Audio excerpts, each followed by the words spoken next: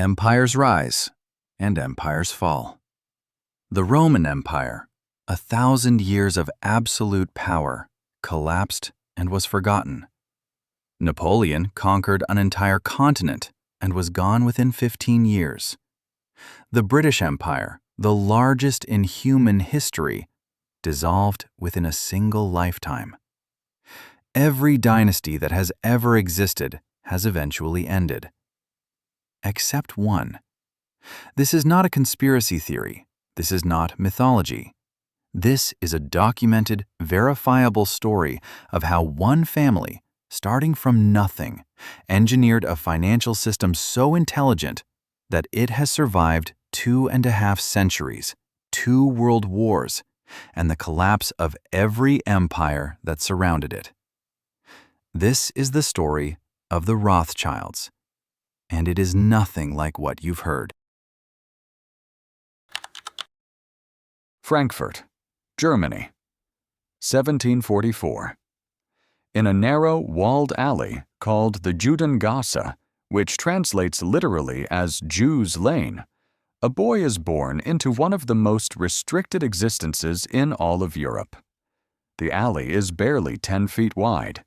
It runs in a half circle, shut off from the rest of the city by high walls and 3 heavy gates. Those gates were locked every night, all day on Sundays, and on every Christian holiday. The 3,000 people who lived here were, in every practical sense, prisoners inside their own city. Jewish families in Frankfurt at this time could not own land outside the ghetto. They could not enter most professions. They paid special taxes simply for existing. They were, by law, invisible to the rest of society. The boy born into this world was named Mayer Amschel Rothschild, and he would become the founder of the most powerful banking dynasty in the history of the world. But here is what no one tells you. He didn't succeed despite these restrictions. He succeeded because of what those restrictions forced him to understand about money and about power. When you cannot own land, you learn to hold wealth in ways that cannot be seized. When you are excluded from traditional power, you build a new kind of power entirely. Mayer Amschel didn't just build a bank, he built a system.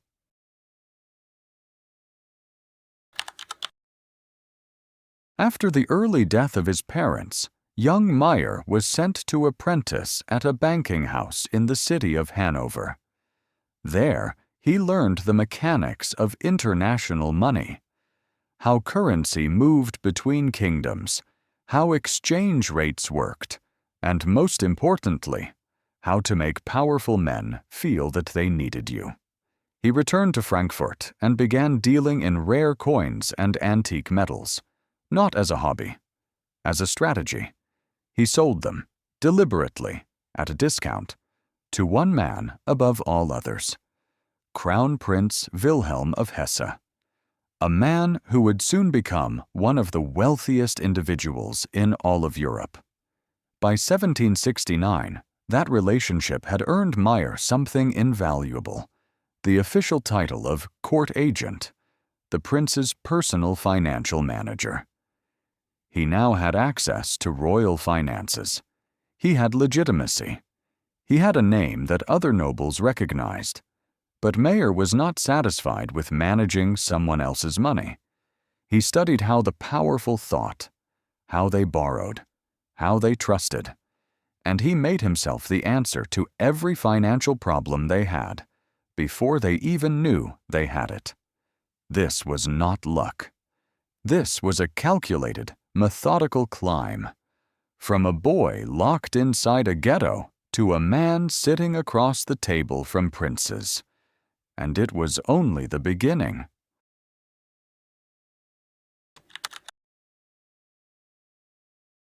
In 1792, Europe exploded. The French Revolution, followed rapidly by Napoleon Bonaparte's military campaigns, threw the entire continent into chaos. Kingdoms fell. Borders dissolved overnight. Armies marched across countries that had existed for centuries and simply erased them. For most families, this was catastrophe. For Mayer Amschel Rothschild, it was the opportunity of a lifetime. When Napoleon's forces invaded the German states, Mayer's most powerful patron, Prince Wilhelm of Hesse, was forced to flee into exile. Before leaving, he made an extraordinary decision. He handed the custody of his personal fortune to Mayer. Millions in gold and silver, hidden, protected, to be managed until the prince's return. Any other man might have been paralyzed by the responsibility. Mayer saw a door opening. He used a portion of that capital, carefully, legally, with the prince's knowledge, to lend money to the governments and militaries fighting Napoleon. The British government, desperately trying to fund campaigns across Spain and Portugal, needed a banker with connections on the European continent. Mayer had exactly that. Wars, he understood, do not destroy wealth. They transfer it to whoever can move it fastest and most secretly. And moving money faster than anyone else, that was about to become the Rothschild family's greatest weapon.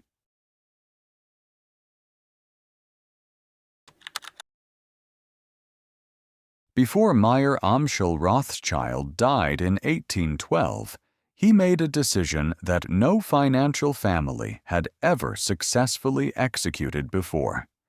He sent each of his 5 sons to a different capital city in Europe. Amschel stayed in Frankfurt to run the family headquarters. Salomon went to Vienna, the heart of the Austrian Empire. Nathan, arguably the most brilliant of the 5, established himself in London.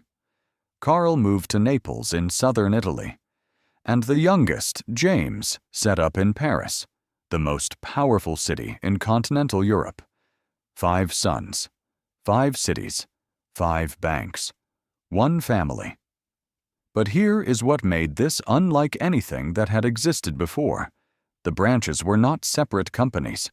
They were a single organism, sharing information, sharing capital, sharing risk, operating as one coordinated intelligence across an entire continent. And they communicated through a private courier network. When the British government needed to fund Wellington's army in Spain, gold had to cross multiple wartime borders through enemy territory in secret. The Rothschilds moved it in days. Their competitors took weeks.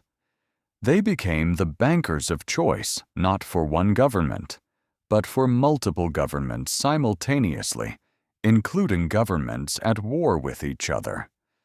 They had not just built a bank. They had built a nervous system for the finances of an entire civilization.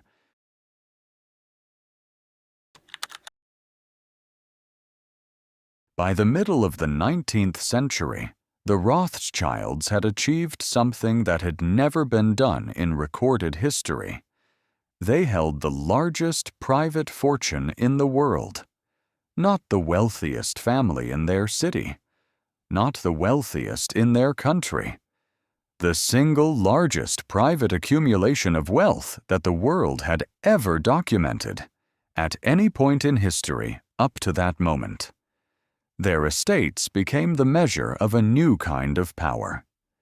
The Château de Ferrières, a mansion built outside Paris so vast, so overwhelming, that when Kaiser Wilhelm I of Germany visited, he reportedly stood in the entrance hall and said, "No king could afford this.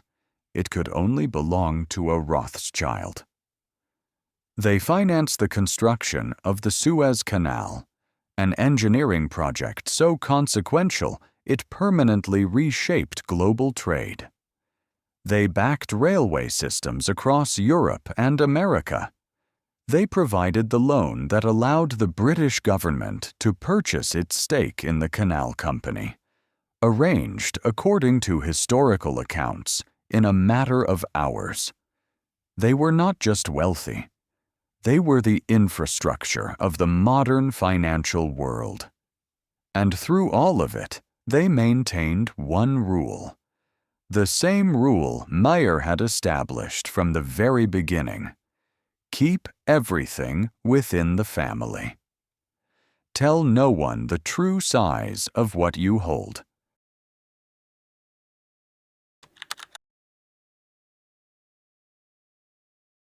Throughout history, every wealthy family eventually lost everything. Palaces were stormed. Gold was confiscated. Land was redistributed. One revolution, one war, and centuries of accumulated wealth could vanish overnight. The Rothschilds were different, and the reason is one of the most elegant ideas in the history of finance. Mayer Amschel understood something that almost no one before him had grasped. Physical wealth can be taken, but financial instruments, bonds, debts, stocks, credit relationships, cannot be so easily seized. He deliberately moved the family's wealth out of gold and out of property.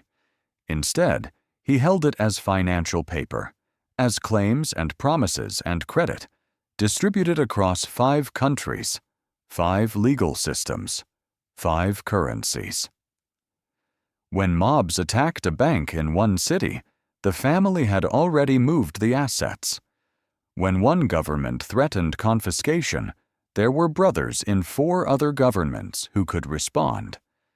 Their real wealth existed not in any physical location, but in the invisible architecture of money itself. As one historian described it, their fortune had become beyond the reach of the mob, almost beyond the reach of greedy monarchs. This was not luck. This was architecture. Mayer Amschel had looked at how every wealthy family before him had eventually been destroyed, and he had designed something specifically engineered not to be. He built wealth that was designed, from the very beginning, to survive everything. The 20th century brought new trials. The Nazis seized the Austrian and German branches. The family fortune, once the most concentrated private wealth in history, was divided across hundreds of descendants.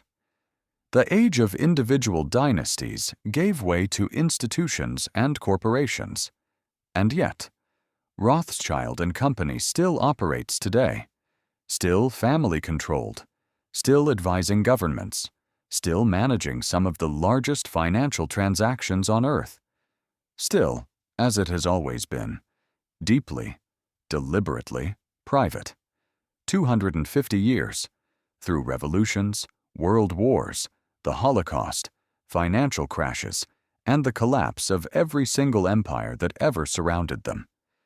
Mayer Amschel Rothschild started with nothing, in a 10-foot-wide alley, under laws designed specifically to keep him poor, and he built something that no king, no emperor, no revolution has ever fully destroyed. That is not a conspiracy.